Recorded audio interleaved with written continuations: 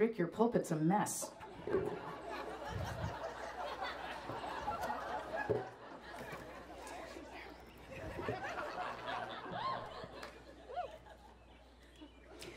I am sitting before my teacher for the last time. I am 20. He is ageless. I have brought gifts, a beautiful box of rice crackers and a tin of tea wrapped in a piece of silk brocade. His attendant bows slightly, which I take as a sign of approval, although later I come to understand that the Zen master would have preferred a bottle of good whiskey and a carton of unfiltered Marlboros. We are high in the Japanese Alps. The morning sun shines translucent through white rice paper walls, warming the new straw of the mats on which we are seated. Outside, the slim green trunks of bamboo trees click against each other in a slight breeze. I breathe in the memory of this spacious silence, the peace of a quiet mind. And then he speaks. It is over so quickly that for a moment I don't react. His attendant moves ever so slightly, and I realize that I too should move, should bow to my teacher until my forehead rests for a moment on that sweetly scented floor. I steal a glance at him.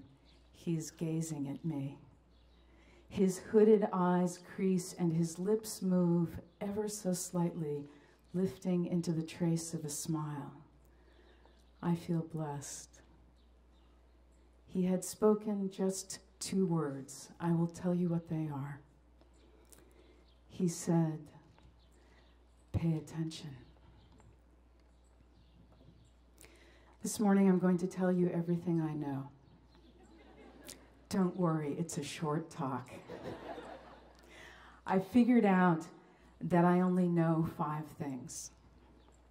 That was thing 1. Pay attention.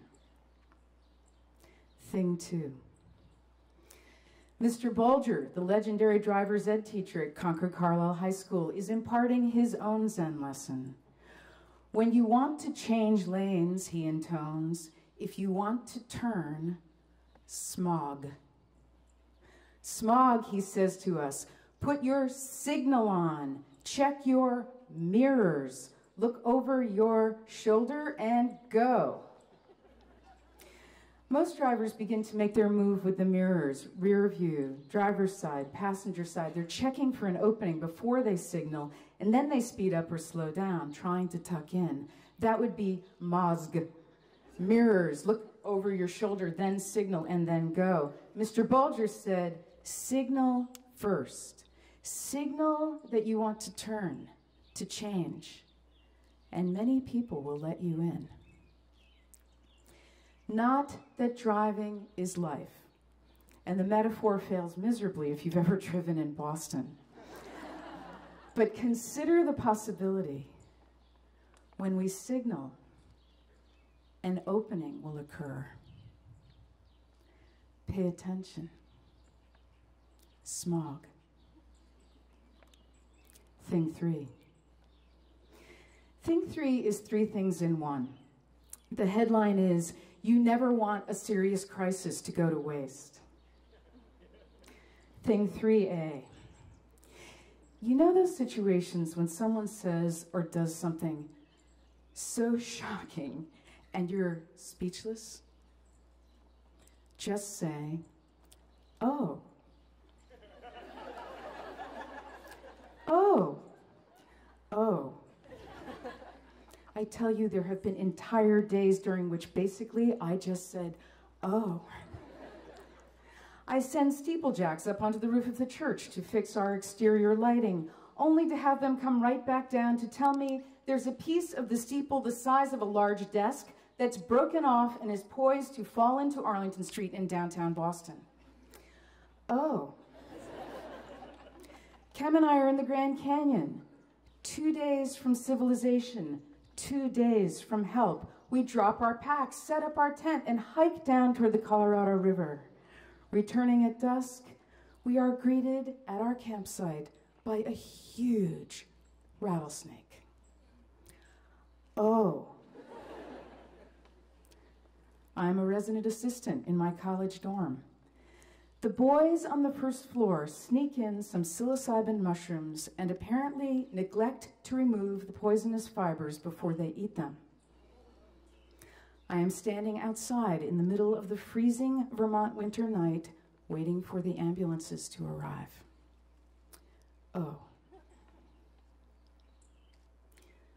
Thing 3B. Find your breath. Even in the most straitened circumstances, while we're alive, we can always find our breath. Let's try that right now. Breathe with me. When you need to buy a little bit of time and space, find your breath. Just say, oh, and breathe. Thing 3C about those boys. When you make a mistake, you want to know the 9 magic words that could change the world. Are you ready? I'm sorry. I made a mistake. Please forgive me. The 9 magic words are the prototype for the perfect apology. These are worth memorizing. I'm sorry. I made a mistake. Please forgive me. In the best way, apologizing is a showstopper, and it can change the world. I was honored by the invitation to speak at the consecration of a Catholic bishop. There was, however, a certain amount of pressure to make one for the home team. I was the only woman. And then at the 11th hour, the babysitter couldn't make it. I brought our infant to the ceremony, held her to the last possible moment, and then ascended onto the dais. Launching into my talk, I made my opening gesture and realized that the baby had spit up all over the shoulder of my black robe. As I carried on, the words printed out across my mind, "You will never be cool again." And then I glanced at the poor priest to whom I had passed off the baby. He'd had no warning, and I really hadn't given him a choice. I just turned to him and said something like, "Here, hold this for a minute, will you?" He was frozen in terror, holding her like she might go off at any moment. The 3 things of thing 3 to the rescue. Just say, oh, breathe, and say the 9 magic words that could change the world. I'm sorry. I made a mistake. Please forgive me. Pay attention. Smog. Never let a serious crisis go to waste. Thing 4. Be kind. We are each other's business, says American poet Gwendolyn Brooks. We are each other's harvest. We are each other's magnitude and bond. After launching on December 21st, 1968, Apollo 8 took 3 days to travel to the moon. It orbited 10 times over the course of 20 hours. On Christmas Eve, the 3-man crew read aloud from Genesis and made a television broadcast transmitting it, astronaut Frank Borman said, to the good green earth. The next day, Archibald MacLeish, Poet Laureate of the United States, published an essay in the New York Times Magazine noting that overnight things had changed. We could never see ourselves in the same way again.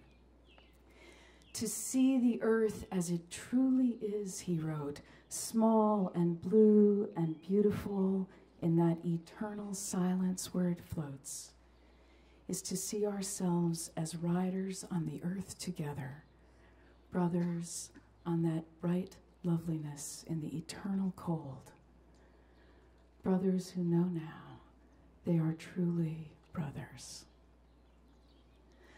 The perspective of earth from space, that luminous marble floating in all the blackness, is at the heart of it all. There is no way to throw anything. Whatever we do, we will be better if we remember the whole earth. The Dalai Lama said, be kind whenever possible. Kind from the same root as kin, kindred. We are riders on the earth together. Be kind whenever possible, His Holiness says. It is always possible. Pay attention. Smog. Never let a serious crisis go to waste. Be kind. And finally, thing 5. This is counterintuitive. Fasten your seatbelt. The 5th and final thing I know is to befriend regret. One summer, my best friend invited me to go on vacation with her family. I had already committed to other plans. I said no. They were out on the open water in a 60-foot sloop for a week. I missed an amazing time. On a beautiful morning, not long after they returned, her handsome, fit young father sprinted across a tennis court and suffered a fatal heart attack. The boat was sold. For the better part of 40 years now, some of my best choices have been informed by the regret of saying no to that last sailing trip. When we befriend regret, we get off the hamster wheel of what might have been, could have been, should have been. Now, when someone invites me to do something fabulous, I do my best to say yes. I commend to you the practice of saying yes. I was serving the parish in Provincetown, Massachusetts at the height of the AIDS crisis in the United States. The nearest good hospital was in Boston, more than 100 miles away. My friend Patrick was very, very sick. We tucked him in to ride shotgun in my little red Volkswagen with the seat tipped all the way back. I remember that the air was warm. Copeland's Appalachian Spring was playing on the tape deck. I opened the roof. The stars were brilliant. Patrick loved the stars. He was so still. I looked over at him. His face was drained of all color. I loved him so much. A part of me was dying with him. And then he spoke. He said, Kim, it doesn't get any better than this.